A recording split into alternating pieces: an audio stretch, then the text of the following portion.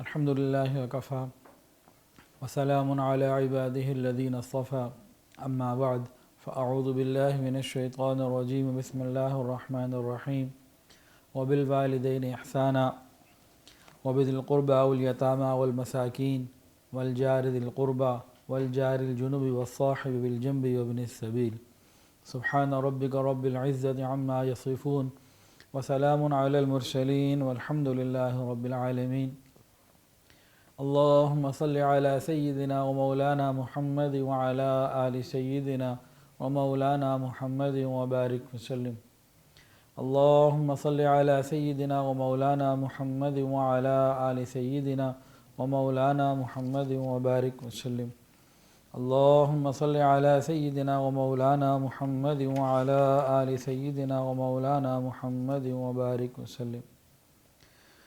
حدیث کے اندر آتا ہے نبی علیہ السلام نے ارشاد فرمایا کہ بے شک میں مکارم اخلاق کی تکمیل کے لیے بھیجا گیا ہوں۔ مکارم اخلاق میں آج چھٹا خلق پڑوسی کے حقوق ادا کرنا، چھٹا خلق پڑوسی کے حقوق ادا کرنا، اس کے اوپر بات کی جائے گی۔ گزشتہ 5 پوائنٹس اور آج کا چھٹا پوائنٹ اور آگے آنے والے 4 جو آئیں گے، اگر ہم ابھی تک پہ غور بھی کریں کہ ان گزشتہ 5 میں جو اخلاق اللہ نے اور اس کے حبیب نے اختیار کرنے کو بتائے، عمل کرنے کو بتائے، ہم کہاں ہیں؟ ہم تو بہت دور ہیں ان اخلاق سے جن کی تعلیم نبی علیہ السلام لے کر آئے۔ آج جو پڑوسیوں کے سلسلے میں حقوق بیان ہوں گے، جو حدیث کے اندر ان کی تفصیلات آئی ہیں، پڑوس کے حقوق جو بتائے گئے ہیں ان کا ذکر ہوگا۔ ان کو ہم پڑھتے جائیں، سنتے جائیں اور ساتھ ساتھ اپنے آپ کو ہم تولتے چلے جائیں کہ ان میں ہم کتنے پورے ہوتے ہیں۔ مجھے تو ایسا محسوس ہوتا ہے کہ ہم تو بہت دور ہیں۔ آج اگر محنت کرنا شروع کریں کہ ان اخلاق کو اپنے اندر لے کر آنے کی، تو برسوں لگیں گے کہیں جا کے ہم ان کے قریب پہنچیں۔ ہم بہت دور چلے گئے ہیں۔ پڑوسی کے حقوق یہ بھی ایک سینسیٹیو ایشو ہے، اور اتنی اس کی تاکید بیان کی گئی ہے کہ غور کے ساتھ سنیے۔ حدیث کے اندر آتا ہے، صحیح بخاری شریف میں روایت ہے، فرمایا نبی علیہ السلام نے، من کان یؤمن باللہ والیوم الآخر فلیکرم جارہ، او کما قال علیہ السلام، جو اللہ تعالیٰ پر اور قیامت کے دن پر یقین رکھتا ہو، اسے چاہیے کہ اپنے پڑوسی کا اکرام کرے۔ جو اللہ تعالیٰ پر اور قیامت کے دن پر یقین رکھتا ہو، اسے چاہیے کہ وہ پڑوسی کا اکرام کرے۔ اس میں رسالت کا تذکرہ نہیں کیا، کتابوں پر ایمان کا تذکرہ نہیں کیا، اور اس میں ملائکہ کے ایمان کا اور کئی چیزیں تھیں، کسی چیز کا تذکرہ نہیں کیا۔ کیا تذکرہ کیا؟ اللہ پر ایمان اور قیامت کے دن اللہ کی ملاقات۔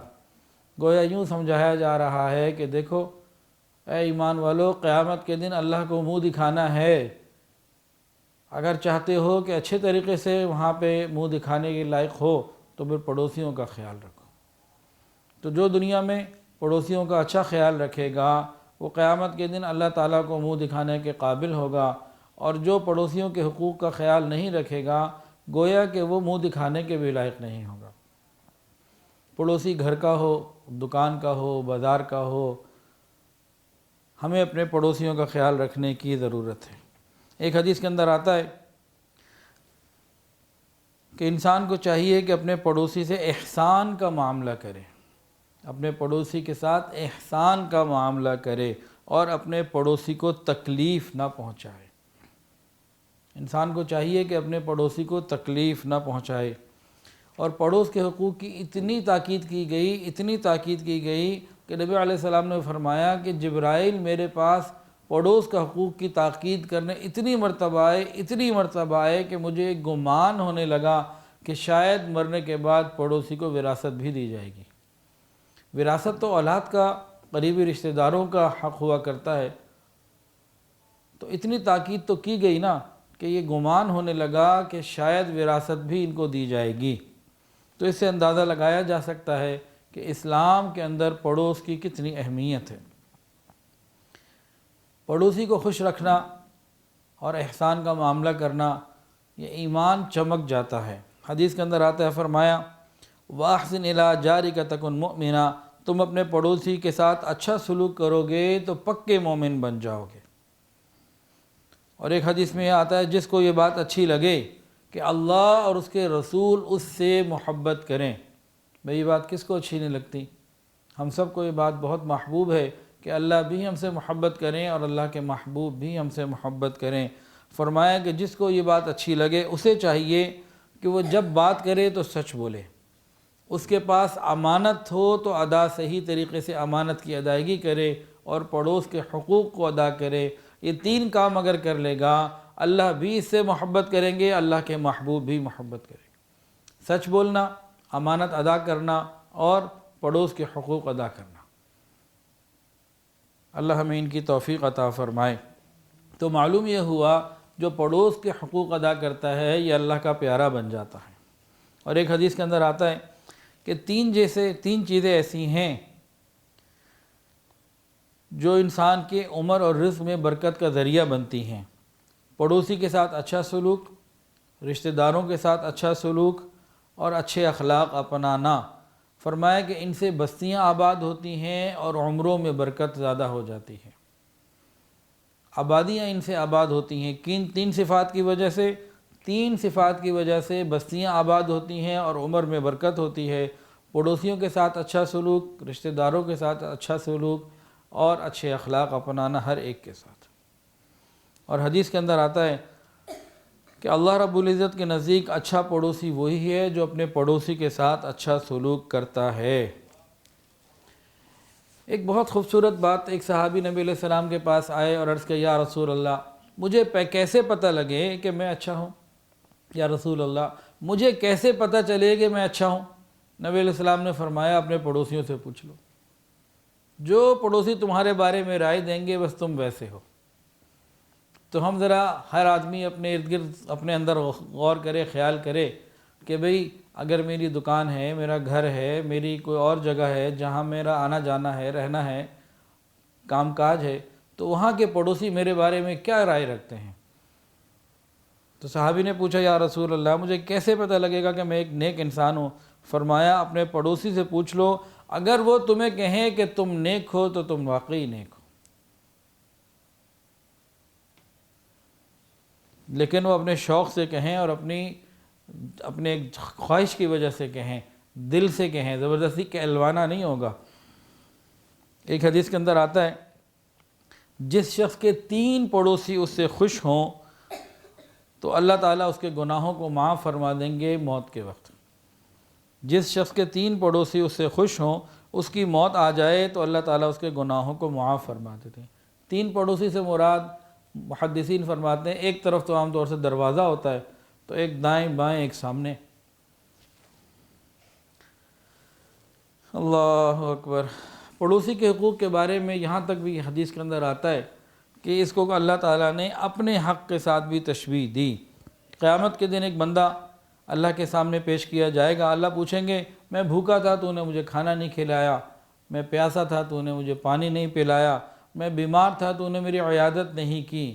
کہا، یا اللہ آپ تو رب العالمین ہیں، یہ بھوک پیاس، یہ بیماری یہ تو آپ کو نہیں لگتی؟ تو اللہ رب العزت فرمائیں گے کہ فلاں موقع پہ تیرا پڑوسی بھوکا تھا، اگر تو اسے کھانا کھلا دیتا ایسے ہی تھا جیسے مجھے کھلایا، پانی پلاتا ایسا تھا مجھے پلایا، اس کی بیمار پرسی کرتا ایسا تھا جیسے میری کی۔ اب اس سے زیادہ اور کیا کانسیپٹ دیا جا سکتا ہے پڑوس کی اہمیت کو سمجھانے میں؟ مزید بھی تفصیلات ہیں۔ نبی علیہ السلام نے ارشاد فرمایا، انسان کی سعادت ہے کہ اس کو کوئی اچھا پڑوسی مل جائے۔ جس طرح رزق تقسیم ہوتا ہے، پڑوس بھی تقسیم ہوتا ہے، انسان کی سعادت ہوتی ہے کہ اچھا پڑوسی مل جائے۔ اور حدیث کے اندر آیا ہے، حرمت الجار علی الجار کا حرمت ابیہ، مکارم اخلاق ابن ابی الدنیا رحمۃ اللہ علیہ۔ حرمت الجاری علی الجار کا حرمت ابیہ، پڑوسی کے اوپر ایسے ضروری اور لازم ہے جیسی اولاد کو باپ کی عزت کرنی چاہیے، جتنا باپ کی عزت کرنا ضروری، فرمایا کہ دیکھو پڑوس کا بھی احترام کرنا ضروری۔ ایک حدیث کے اندر آتا ہے اذا اراد اللہ بعبد خیرا عسلہ، اللہ کسی بندے کے ساتھ خیر کا ارادہ فرما لیتے ہیں تو اسے میٹھا بنا دیتے ہیں۔ تو صحابہ نے پوچھا وما عسلہ، میٹھا بنانے کا کیا مطلب؟ فرمایا کہ اس بندے کو اس کے ہمسایوں کا اللہ محبوب بنا دیتے ہیں، کہ جو بندہ اپنے ہمسایوں کا محبوب ہو تو یہ میٹھا ہوتا ہے، اور اللہ رب العزت اس کے ساتھ خیر کا ارادہ فرما چکے ہوتے ہیں۔ تو پڑوسیوں کے ساتھ اچھا سلوک کرنا، یہ مانگنا چاہیے یا اللہ ہمیں ایسے اخلاق عطا فرمائیے کہ ہمارے پڑوسی ہم سے خوش اور راضی ہو جائیں۔ اور ایک حدیث کے اندر آتا ہے نبی علیہ السلام نے فرمایا جب تم سالن بنانے لگو، گھر میں ہنڈیاں بنا رہے ہو تو تھوڑا سا پانی زیادہ ڈال دیا کرو، پڑوس کو بھیج دیا کرو، اپنے پڑوسی کو بھی بھیج دیا کرو۔ اب سادہ سی بات ہے، اتنا مشکل بھی نہیں ہے کہ انسان کے گھر میں کھانا پکے، شوربہ تھوڑا سا پانی ڈال کے زیادہ بنا لے تو اور مختلف لوگوں کا خیال ہو جائے، پڑوسیوں کا خیال ہو جائے۔ روز بلا ناغہ ہر ہنڈیاں بھیجنا ضروری نہیں، لیکن وقتاً فوقتاً موقع بموقع کچھ نہ کچھ بھیجتے رہنا چاہیے تاکہ تعلق باقی رہے، محبتیں زندہ رہیں۔ انسان کو شریعت ایسی تعلیم دیتی ہے، شریعت نے اس چیز کو پسند کیا ہے کہ کچھ افراد اگر ایک محلے میں، ایک سوسائٹی میں اکٹھے رہتے ہیں تو ایک دوسرے کے ساتھ محبت کا تعلق بھی رکھیں۔ عام طور سے پڑوسی کو دائیں بائیں اور سامنے والا سمجھا جاتا ہے، شریعت میں اس کا مفہوم بہت وسیع ہے۔ 40 گھر دائیں، 40 بائیں، 40 آگے، 40 پیچھے، گویا پورا محلہ ہی پڑوس ہو گیا۔ اور یہ وہ اصول ہیں، اگر حضور پاک صلی اللہ علیہ وسلم ہمیں یہ اصول نہ بتاتے تو انسان کی سوچ ان اعلیٰ اخلاق تک پہنچ ہی نہیں سکتی تھی۔ مغربی ممالک میں جہاں مسلمان نہیں ہیں، عیسائیت اور دوسرے دین اور دوسرے معاملات زیادہ ہیں اور وہ اپنے دین کو بھی چھوڑ چکے ہیں، وہاں یہ تعلیمات نہیں ہیں۔ وہاں پڑوس کے حقوق کے بارے میں کیا کانسیپٹ ہے؟ بس زیادہ تم شور نہ کرو، ان کے دروازے کے آگے کوئی چیز کھڑی نہ کرو، گاڑی کھڑی نہ کرو، روشنی زیادہ نہ کرو، ان کو تکلیف نہ ہو، ان کے آرام میں خلل نہ آئے۔ بس یہ چند چیزیں ایسی کہ تم ان کا خیال کر لو، وہ تمہارا خیال کر لیں، لیکن ان سے محبت کرنا، ان کو کھانا بنا کے بھیجنا، ان کا خیال رکھنا، ان کی عزت کرنا، باپ جیسا مقام دینا، اور قیامت کے دن کا تصور کہ ان کے ساتھ اچھا سلوک کرنا اللہ سے اچھی ملاقات کا ذریعہ بنے گا، یہ سب کچھ وہاں نہیں، یہ صرف مسلمانوں کے اندر ہے۔ چنانچہ ایک صاحب کا واقعہ ہے، وہ بیرون کسی ملک پڑھنے کے لیے گئے، تو وہاں تو پڑھائی کے لیے گئے ہوئے تھے، یہاں سے ان کے ماموں نے اسی ملک آنا تھا، تو ان کی والدہ نے اپنے بھائی کو کہا کہ دیکھو تم جا رہے ہو، ہمارے آم کے باغات ہیں، اس سال آم بھی بڑے اچھے آئے ہیں، تو آپ اگر یہ آموں کی ایک پیٹی لے جاؤ اور وہاں جا کے میرے بیٹے کو دے دینا، وہ بھی خوش ہو جائے گا، اور اپنے باغ کے آم ہیں تو ذرا اسے خوشی ہو جائے گی۔ اب اس نے کہا ٹھیک ہے لے جاتا ہوں۔ اب یہ صاحب جو تھے اس نوجوان کے ماموں اس ملک میں پہنچے اور وہ آموں کی جو پیٹی تھی وہ اپنے بھانجے کے حوالے کر دی کہ بھئی تمہاری ماں نے بھیجا ہے۔ وہ نوجوان بڑا خوش ہوا، اس نے آم کھائے بڑے لذیذ سے، اس نے کہا چلو یہ ایک سوغات ہے ہمارے ملک کی، تو اس نے ایک پیکٹ بنا کے ایک طرف والے پڑوسی کو بھیج دیا اور ایک اور پیکٹ بنا کے دوسری طرف والے پڑوسی کو بھیج دیا، اور یہ گھر میں تھا۔ کہتے ہیں کہ کچھ دیر کے بعد، کچھ عرصے کے بعد، چند گھنٹے کے بعد یا کچھ وقفے کے بعد میرے دروازے پہ بیل ہوئی، نوک ہوا، تو میں باہر گیا تو دیکھا دونوں پڑوسی اکٹھے ہو کے میرے پاس آئے ہوئے تھے، اور دونوں نے کہا کہ بھئی آج آپ نے آم بھیجے تھے بڑے مزے کے تھے، بڑا مزہ آیا، لیکن بل ساتھ نہیں آیا، تو پیمنٹ بھی بتا دیجئے کتنی پے کرنی ہے۔ وہاں تو میاں بیوی ایک دوسرے سے کوئی چیز لے رہے ہوتے ہیں تو کھاتا لکھ رہے ہوتے ہیں کہ بھئی میں نے تمہیں فلاں چیز دی ہے تو یہ ادھار دے رہا ہوں۔ تو یہ اخلاق تو حضور پاک صلی اللہ علیہ وسلم نے ہمیں سکھائے ہیں۔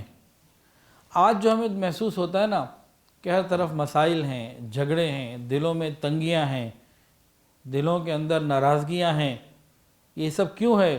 اس کی بہت بڑی وجہ یہ ہے کہ ہم نے ان اخلاق کو اپنایا ہی نہیں، ان اخلاق کو اپنے پاس آنے ہی نہیں دیا، جن کی وجہ سے دنیا مسائلستان بنی ہوئی ہے۔ ہم شریعت کے معاملے میں کیا کرتے ہیں؟ جو چیز میری مرضی کے مطابق ہے اس پر مجھے کرنا ہے عمل، جو میرے مفاد سے یا میرے مزاج سے یا میری منشا کے مطابق نہیں چل رہی، مجھے اس سے کسی نقصان کا اندیشہ ہے، یا میری کسی خواہش کی رکاوٹ ہے تو گو شریعت کی ہو ہم اس پر عمل نہیں کرتے، ہم اپنی مرضی کی شریعت پر عمل کرتے ہیں، پوری شریعت پر ہم عمل نہیں کرتے۔ اگر مسلمان پوری شریعت پر عمل کرنے والے بن جائیں تو دنیا ہی کے اندر جنت کا کچھ نمونہ محسوس ہونا شروع ہو جائے۔ یہ کب تبھی ہوگا جب ہم ایک دوسرے کا خیال رکھنے میں شریعت کا خیال رکھیں، اپنی مرضی کا نہیں۔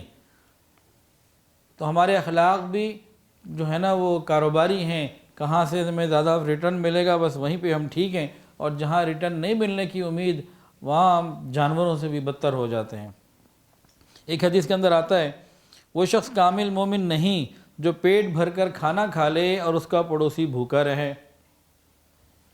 ایک روایت میں ہے کہ ام عائشہ صدیقہ رضی اللہ تعالی عنہ نے نبی علیہ السلام سے پوچھا کہ میرے 2 پڑوسی ہیں، میں ان میں سے کس کو ہدیہ کروں؟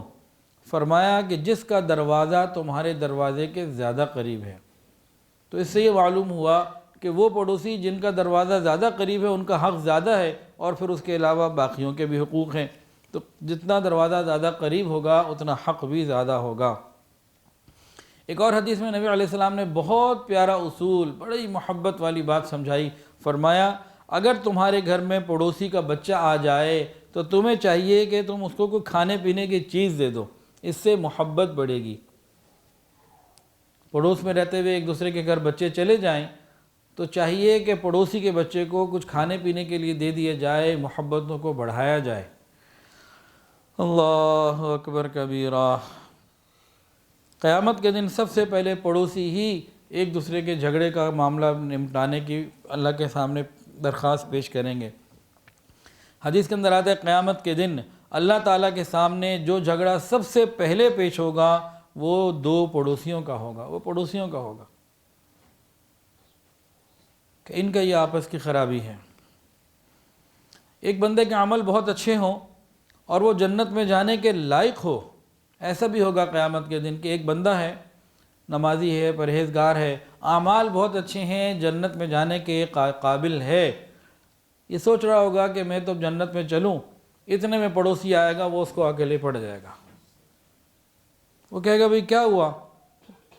یقول یا ربی سل ھذا، وہ پڑوسی کہے گا اللہ اس بندے سے آپ ہی پوچھئے کہ اس نے مجھ سے اپنا دروازہ کیوں بند کر دیا تھا، یہ ذی حیثیت تھا، مال والا تھا، لیکن میری طرف کبھی کچھ نہیں بھیجتا تھا۔ تو پڑوسیوں کا حقوق کا خیال کرنا یہ ہماری ذمہ داری ہے۔ اچھا، پڑوس 3 طرح کے ہوتے ہیں۔ کچھ پڑوسی ہیں جن کے 3 حقوق ہیں، کچھ پڑوسی ایسے ہوتے ہیں جن کے 2 حقوق ہوتے ہیں، اور کچھ ایسے ہوتے ہیں جن کا فقط 1 حق ہوتا ہے۔ تو پڑوس مختلف درجات کے ہوتے ہیں۔ کچھ پڑوسی ایسے ہیں کہ 3 حقوق ہیں ان کے، کچھ کے 2 ہیں، اور کسی کا صرف 1 حق ہوا کرتا ہے۔ یہ کون سے حقوق ہیں؟ نبی علیہ السلام نے ارشاد فرمایا کہ جس کے 3 حقوق ہیں یہ وہ ہے جو پڑوسی بھی ہے، مومن بھی ہے، رشتہ دار بھی ہے۔ اس کے 3 حق ہو گئے، ایک اسلام کا، ایک رشتہ داری کا، اور ایک پڑوس کا۔ بعض ایسے پڑوسی ہوتے ہیں جو ایمان والے بھی ہوتے ہیں، رشتہ دار بھی ہوتے ہیں۔ دوسرا درجہ کون سا ہے کہ وہ پڑوسی جو رشتہ دار نہیں ہیں، مسلمان ہیں اور پڑوسی ہے، اس کے 2 حق ہو گئے، ایک اسلام کا حق اور ایک پڑوسی کا حق۔ اور بعض ایسے ہوتے ہیں کہ صرف 1 ہی حق ہوتا ہے۔ وہ کون سے پڑوسی ہوتے ہیں؟ جو مسلمان بھی نہیں، رشتہ دار بھی نہیں، فقط پڑوسی ہیں۔ اب وہ چاہے یہودی یا عیسائی ہی کیوں نہ ہوں، اگر وہ پڑوسی ہیں تو کافر کے بھی پڑوس کا حق ادا کرنا ہے، اس کی بھی زندگی بھر خیال کرنا ہے۔ شریعت تو اتنی خوبصورت ہے۔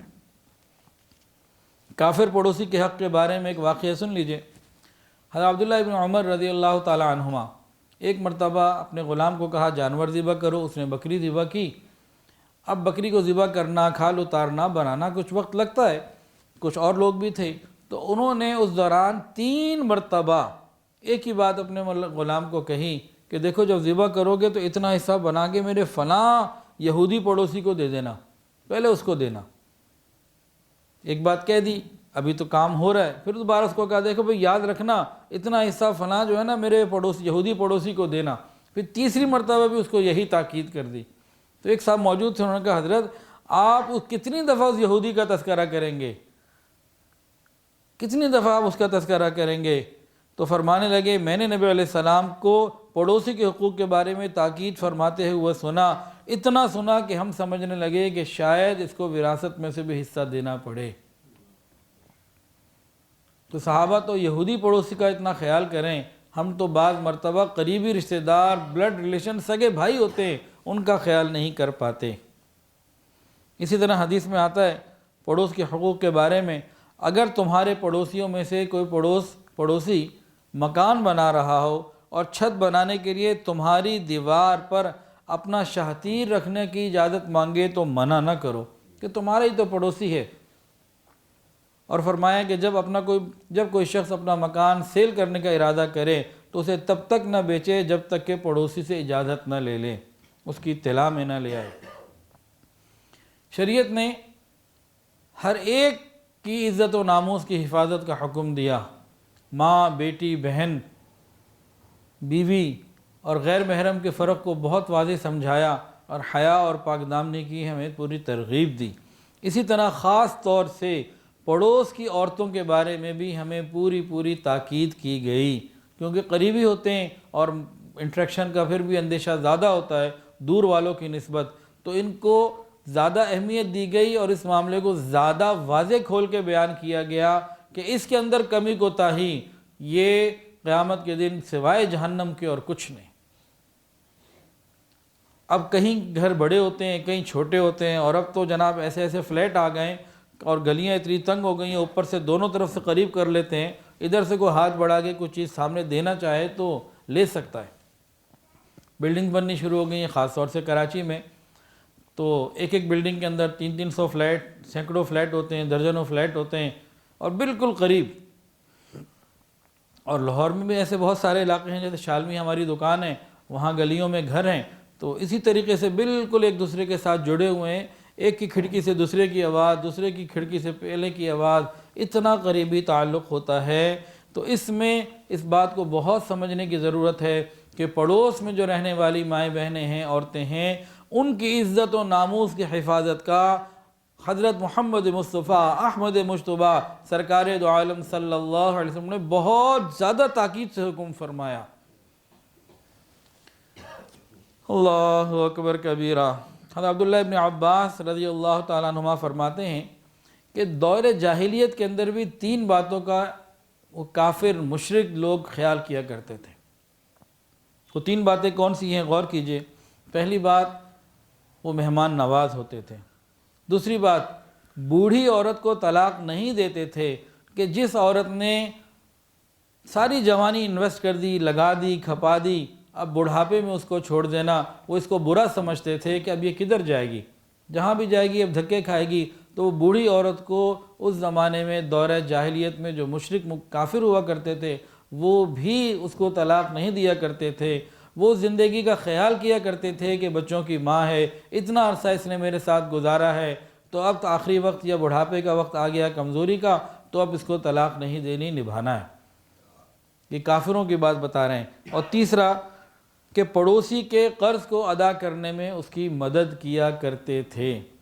تو یہ 3 اخلاق وہ تھے جو زمانے جاہلیت میں کافروں کے اندر تھے، مسلمانوں میں تو اس سے آگے کی باتیں آئیں۔ اور برا پڑوسی، اگر کوئی پڑوسی برا ہے تو اس کے بارے میں وعید کیا آئی ہے۔ حدیث کے اندر آیا، نبی علیہ السلام کو بتایا گیا کہ یا رسول اللہ، ایک عورت ہے جو سارا دن روزے رکھتی ہے اور ساری رات نماز پڑھتی ہے، دن میں روزے دار اور رات کو تہجد گزار، لیکن یہ اپنی زبان سے، لیکن اپنے عمل سے، زبان سے پڑوسیوں کو تکلیف پہنچاتی ہے۔ نبی علیہ السلام نے فرمایا قال ہی من اہل النار، فرمایا کہ یہ عورت تو جہنم میں ہے۔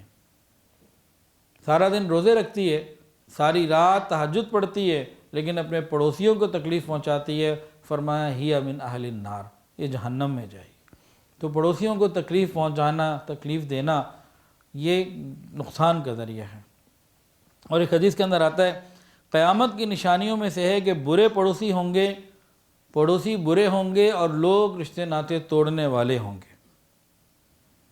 ایک حدیث کے اندر آتا ہے، بھئی ہم میں سے کون چاہتا ہے کہ اللہ ہم سے محبت کرے؟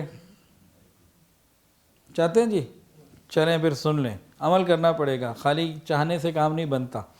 ایک حدیث میں آتا ہے اللہ تعالیٰ اس بندے سے محبت فرماتے ہیں کہ جس کا پڑوسی برا ہو اور یہ اس تکلیف پر صبر کرتا ہو۔ ہر اینگل سے پڑوس کے حقوق کو سمجھایا گیا۔ پہلے تو فضائل بتائے گئے، حقوق بتائے گئے، احسان کرنے کا طریقہ بتایا گیا، پھر وعید بھی بتا دی کہ برا پڑوسی یہ برے لوگوں میں شمار ہوتا ہے، اور تو بتا دیا کہ دیکھو اگر کسی کو برا پڑوس مل بھی جائے تو پھر یہ اس کے ساتھ اچھا سلوک کرے کہ اللہ اسے اپنا محبوب بنا لے۔ مطلب بات کو ہر زاویے سے جو ہے نا واضح کر دیا گیا کہ بھئی تم نے کسی بھی طریقے سے خیر ہی کرنی ہے، تمہارے پاس کوئی جواز نہیں ہے جی میرا پڑوسی جو ہے نا پڑوسی برا تھا اس لیے میں بھی برا ہو گیا۔ بھئی ٹھیک ہے تمہیں برا پڑوسی مل گیا لیکن تم تو اچھے بنو تاکہ اللہ تم سے محبت کرے۔ ایک حدیث کے اندر آتا ہے نبی علیہ السلام سے پوچھا گیا یا رسول اللہ ای الذنب اعظم، سب سے بڑا گناہ کون سا ہے؟ یہ فرمایا کہ تم اللہ کے ساتھ کسی کو شریک بناؤ، یہ سب سے بڑا گناہ ہے، حالانکہ اللہ نے تمہیں پیدا کیا ہے، وہ تمہارا مالک اور خالق ہے۔ تو سب سے بڑا گناہ کون سا ہوا جی؟ شرک۔ پھر پوچھا گیا فقلت ثم ای، اس سے زیادہ جو ہے نا کون سا، اس کے بعد جو ہے سب سے زیادہ گناہوں میں بڑا گناہ کون سا ہے؟ فرمایا کہ تم اپنی اولاد کو اس لیے قتل کرو کہ اس کو کھلائیں گے پلائیں گے کہاں سے، اس کی ذمہ داریاں کیسے پوری کریں گے؟ جیسے بعض لوگ حمل جو ہے وہ گروا دیتے ہیں، اس طرح کے معاملات۔ تو یہ قتل انسانی تک بندہ پہنچ گیا۔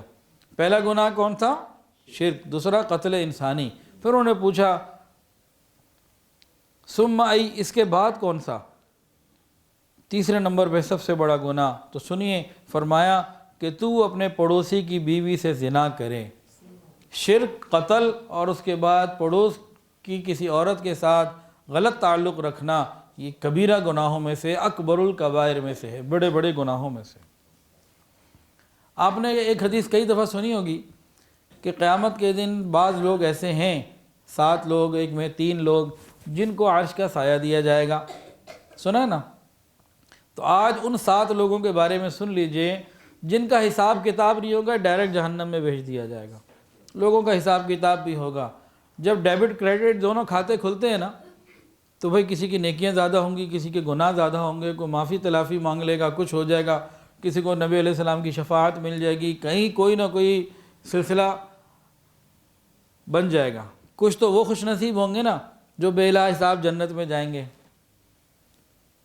کچھ درمیانے ہوں گے جن کے کھاتے کھل جائیں گے، آج ابھی آڈٹ ہو رہا ہے، لیکن کچھ ایسے ہوں گے جو بلا حساب جہنم میں جائیں گے۔ بلا حساب جنت جانے والے تو ہمیں بڑا اچھا لگتا ہے، تو ذرا بلا حساب جہنم جانے والے بھی سن لیجئے۔ انس ابن مالک رضی اللہ عنہ فرماتے ہیں نبی علیہ السلام نے ارشاد فرمایا 7 آدمی ایسے ہیں کہ قیامت کے دن اللہ تعالیٰ نہ تو ان کی طرف نظر رحمت فرمائیں گے، نہ ان کو پاک صاف کریں گے، نہ ان کا حشر دنیا والوں کے ساتھ فرمائیں گے، بلکہ ان کو سیدھا جہنم میں بھیج دیں گے، اگر وہ ان گناہوں سے توبہ کر کے نہ مرے ہوں گے تو۔ ہاں، موت سے پہلے اللہ نے موقع رکھا ہے، کوئی بھی مومن سچی توبہ کر لے، مومن ہو یا مومنہ، اللہ سارے گناہوں کو معاف فرما دے۔ کئی دن پہلے ایک نوجوان کا میسج آیا کہ جی مجھے برے گناہوں کے خیالات آتے ہیں، کفر کے بھی آ جاتے ہیں، میں بڑا پریشان ہوں، میں کیا کروں، مجھے لگتا ہے میرے گناہ معاف نہیں ہوں گے۔ کئی دفعہ اس نے یہ میسج مجھ سے 3 مہینے میں پوچھ لیا، میں بھی تنگ آ گیا، میں نے کہا یا اللہ اس کو کیسے سمجھاؤں کہ جی ایسے برے خیالات آتے ہیں، کبھی بے حیائی کے، کبھی جناب اسلام کے خلاف بھی آ جاتے ہیں، نمازی آدمی ہے۔ تو پھر آ گیا وہی خیال، ایک ہی سوال آتا ہے اس کا ہر تھوڑے دن بعد، تو اس کو سمجھاتے رہو۔ تو کل اس کو پھر میں نے کہا دیکھو بھائی ایک سوال تم بتاؤ، ایک آدمی 100 سال کا مشرک ہو، کافر ہو، ہر گناہ اس نے کیا ہوا ہو، تمہیں تو خالی خیال ہی آ رہا ہے نا، لیکن اس نے ہر وہ گناہ کیا ہو جو تم سوچ رہے ہو، کبھی آیا جاتا ہے شیطان وسوسہ ڈال دیتا ہے، اور بھی زیادہ اس نے گناہ کیے ہوئے ہوں، یہ 100 سال کا کافر مشرک اگر سچے دل سے توبہ کر لے، کلمہ پڑھ لے تو کیا ہوگا؟ سارے اس کے گناہ معاف ہو جائیں گے نا۔ جب اس کے تو معاف ہو سکتے ہیں تو تمہارے کیوں نہیں ہو سکتے؟ تم بھی توبہ کرتے رہو۔ تو توبہ تو اللہ تعالیٰ نے ایک ایسی نعمت رکھی ہے کہ سارے ہی گناہ معاف ہو جاتے ہیں، لیکن یہ 7 لوگ ایسے ہیں کہ اگر سچی توبہ نہ کی اور ایسے ہی مر گئے تو یہ بلا حساب جہنم میں جائیں گے۔ یہ 7 کون سے ہیں؟ ایک ہے مشت زنی کرنے والا، ایک ہے لواطت کرنے والا، اور ایک ہے کروانے والا، چوتھا شراب پینے والا، پانچواں اپنے والدین کو مارنے والا، ہاتھ اٹھانے والا، چھٹا پڑوسی کو تنگ کرنے والا، یہاں تک کہ لوگ اسے برا بھلا کہنا شروع کر دیں کہ اتنا برا آدمی، اور ساتواں پڑوسی کی عورت سے زنا کرنے والا، اس کی بیوی ہو، بیٹی ہو، بہن ہو، وہ پتہ نہیں کیا کہتے ہیں کہ جی ڈائن بھی 7 گھر چھوڑ دیتی ہے، اس طرح کا کچھ کہتے ہیں کہ ڈائن بھی 7 گھر چھوڑ دیتی ہے، لیکن کچھ ایسے بدنصیب ہوتے ہیں جو 7 گھر بھی نہیں چھوڑتے۔ بہرحال گناہ، یہ زنا تو ہر وقت گناہ اور حرام ہے۔ ایک حدیث کے اندر آتا ہے، نبی علیہ السلام نے پوچھا، یا رسول اللہ میں رسوائی سے بچنا چاہتا ہوں، فرمایا زنا مت کرنا، یعنی زنا ایک ایسی چیز ہے کہ ذلت اور رسوائی اس شخص کا مقدر ہو کے رہے گی، اس کے علاوہ یہ کوئی دوسری بات ہی نہیں ہے۔ سفیان ثوری رحمۃ اللہ علیہ فرماتے تھے کہ 10 باتیں تو ظلم ہیں۔ وہ کون سی 10 باتیں ہیں؟ فرمایا کہ انسان اپنے لیے دعا کرے اور والدین کے لیے نہ کرے، یہ ظلم ہے۔ فرمایا کہ انسان قرآن مجید پڑھنا تو جانتا ہو لیکن روزانہ 100 آیات تلاوت نہ کرے، یہ بھی ظلم ہے۔ انسان مسجد میں داخل ہو اور 2 رکعت بھی نہ پڑھے، فرمایا یہ بھی ظلم ہے۔ چوتھا فرمایا کہ قبرستان کے پاس سے گزرے اور قبرستان والوں کو کوئی ایصال ثواب ہی نہ کرے۔ بھائی ایک دفعہ سورہ فاتحہ یا کچھ نہ کچھ پڑھ کے ایصال ثواب بندہ کر دے۔ پانچواں بتایا کہ کسی بستی میں کوئی عالم دین موجود ہوں اور لوگ ان سے دین کا علم نہ سیکھیں، یہ بھی ظلم ہے۔ چھٹا، 2 شخص ایک ہی راستے پہ چلیں اور ایک دوسرے کا نام تک نہ پوچھیں۔ 7 والے کا اتنا تو حق ہوتا ہی نہ، بندہ سلام دعا بھی کرتا ہے اور نام بھی پوچھ ہی لیتا ہے۔ 7واں، جمعے کے روز شہر میں موجود ہو اور نماز جمعہ پڑھنے مسجد میں حاضر نہ ہو۔ 8واں، ایک مسلمان دعوت دے اور دوسرا قبول نہ کرے، ہاں کوئی شرعی عذر ہو تو اور بات ہے۔ 9واں، ایک شخص جوانی بیکار گزار دے اور دین کا علم حاصل نہ کرے، علم دین حاصل نہ کرے۔ 10واں، خود پیٹ بھر کر کھائے اور پڑوسی بھوکا رہے۔ فرمایا کہ یہ 10 باتیں ظلم ہیں۔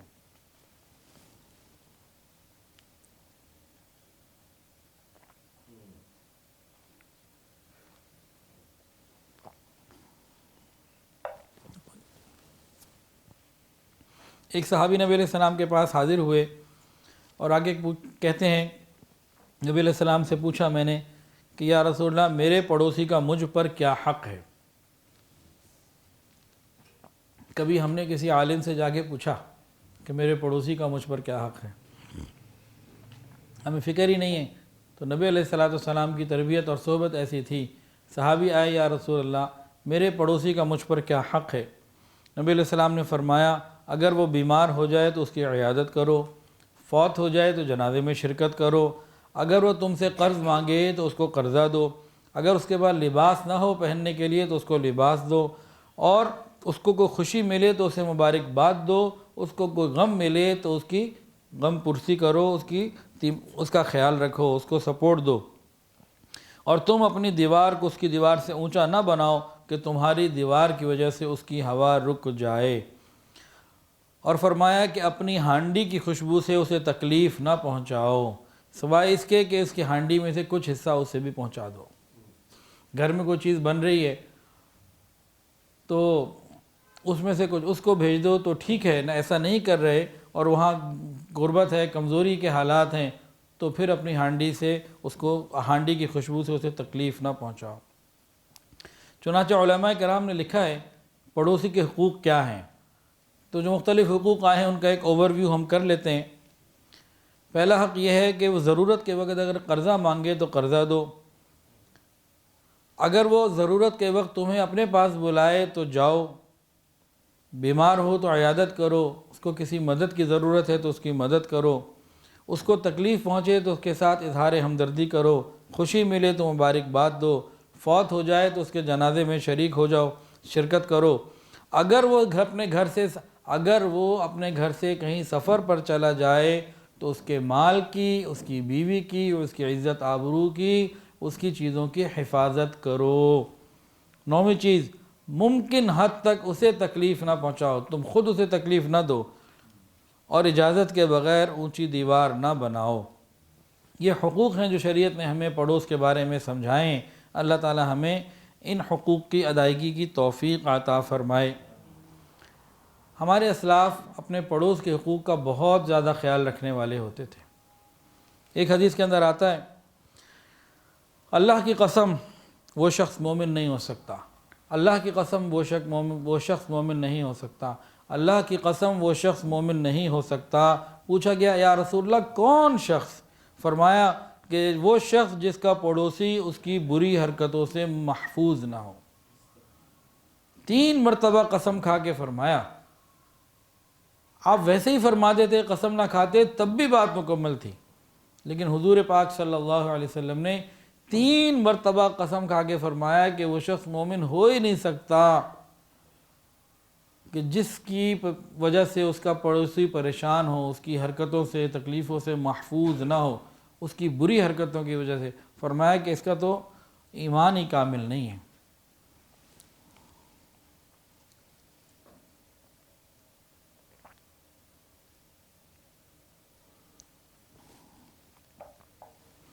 جب ہم لوگ صحیح معنوں میں مسلمان تھے تو ہمارے بڑے وہ پڑوس کا بہت خیال کرتے تھے۔ ایک بزرگ کا عجیب واقعہ کتابوں میں لکھا ہے، ان کے گھر میں بہت سارے چوہے تھے۔ اب چوہے گھر میں ہو تو چیزیں خراب ہوتی ہیں، تو ان سے کسی نے کہا حضرت اتنے چوہے ہیں، کوئی بلیاں ہی پال لیں تو یہ چوہے تو ختم ہوں، ان کا کوئی علاج کریں۔ تو فرمانے لگے بات یہ ہے کہ میں اگر ان چوہوں کو یہاں سے بھگاؤں گا تو میرے پڑوسوں میں چلے جائیں گے، پھر انہیں تکلیف پہنچائیں گے، اس لیے میں ان کو دور نہیں کر رہا۔ اب یہ سوچ کی بات ہے۔ ایک اللہ والے تھے ابن مقفع رحمۃ اللہ علیہ، ابن مقفع رحمۃ اللہ علیہ۔ ایک مرتبہ انہوں نے دیکھا کہ ان کا پڑوسی جو ہے وہ گھر فروخت کر رہا ہے، مقروض ہو جانے کی وجہ سے، تنگ دستی کی وجہ سے، اور وہ اپنا مکان اس نے سیل کے لیے لگا دیا۔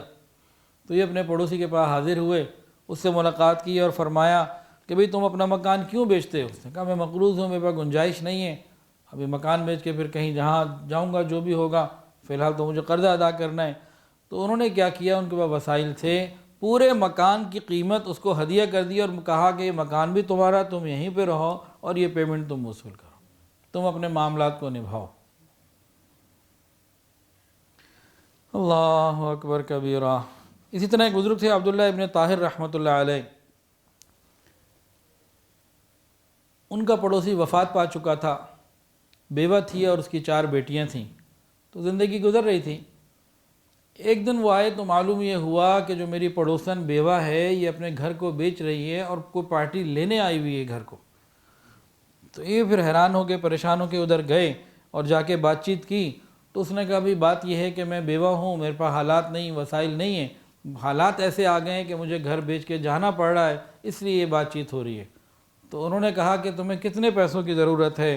وہ انہوں نے پھر اس کے ساری ضروریات کو بھی ادا کیا اور کسٹمر کو واپس بھیجا اور کہا کہ آج کے بعد تمہاری جو بچیاں ہیں یہ میری بچیاں ہیں، جس طرح میں نے اپنی بچیوں کی شادیاں کی ہیں یا کرنی ہیں مزید کی، اسی طرح جیسے جیسے رشتہ آتا چلا جائے گا تمہاری بیٹیوں کا آج کے بعد یہ میری ہیں، ان کے سارے حقوق میں نے ادا کرنے ہیں۔ پھر انہوں نے اپنے پڑوسن کی بیٹیوں کے لیے رشتے تلاش کیے جیسے کوئی اپنی بیٹی کے لیے تلاش کرتا ہے۔ جب رشتے مل گئے تو ہر موقع کے اوپر انہوں نے مناسب طریقے سے ان کی تمام ضروریات کو پورا کیا، بلکہ یہ لکھا ہے کہ ہر بیٹی کو شادی کے وقت 1,00,000 دینار بھی اپنی طرف سے عطا فرمایا۔ تو جیسے اپنی بیٹیوں کی انہوں نے رخصتی کی اور معاملات کو نبھایا، اسی طرح اپنی پڑوسن کی بیٹیوں کا جو پڑوسی انتقال کر چکا تھا اس کا بھی انہوں نے پورا خیال کیا۔ باپ بن کر رشتے ڈھونڈے اور باپ بن کر ساری ذمہ داریوں کو پورا کیا۔ یہ وہ اخلاق ہیں جو حضور پاک صلی اللہ علیہ وسلم نے امت کو سکھائے تھے۔ جب تک امت ان اخلاق پر پابندی سے عمل کرتی رہی، اس کی عزتیں تھیں، زندگی میں آسانیاں اور خوشیاں تھیں، اب تو ہمارا ان اخلاق سے دور دور تک کوئی تعلق ہی نہیں۔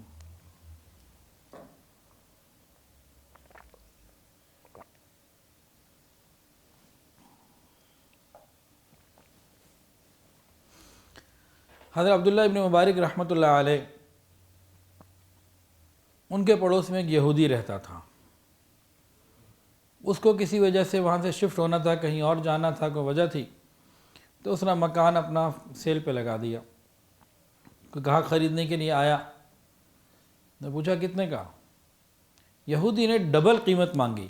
مثال کے طور پر اس وہاں کی قیمت 1000 تھی تو 2000 مانگ لی، 4000 تھی تو 8000 مانگ لی، اس نے ڈبل قیمت مانگ لی۔ تو کسٹمر نے کہا تم نے ڈبل قیمت کیوں مانگی ہے؟ تمہارے ارد گرد اس سارے علاقے میں، اس سوسائٹی میں تو یہ تو آدھی قیمت پہ ملتا ہے، تم تو بہت زیادہ مانگ رہے ہو۔ تو اس یہودی کا جواب سنیے، اس یہودی کا جواب سنیے، کہنے لگا آدھی قیمت میرے اس مکان کی ہے اور بقیہ آدھی عبداللہ ابن مبارک رحمۃ اللہ علیہ کے پڑوس کی ہے۔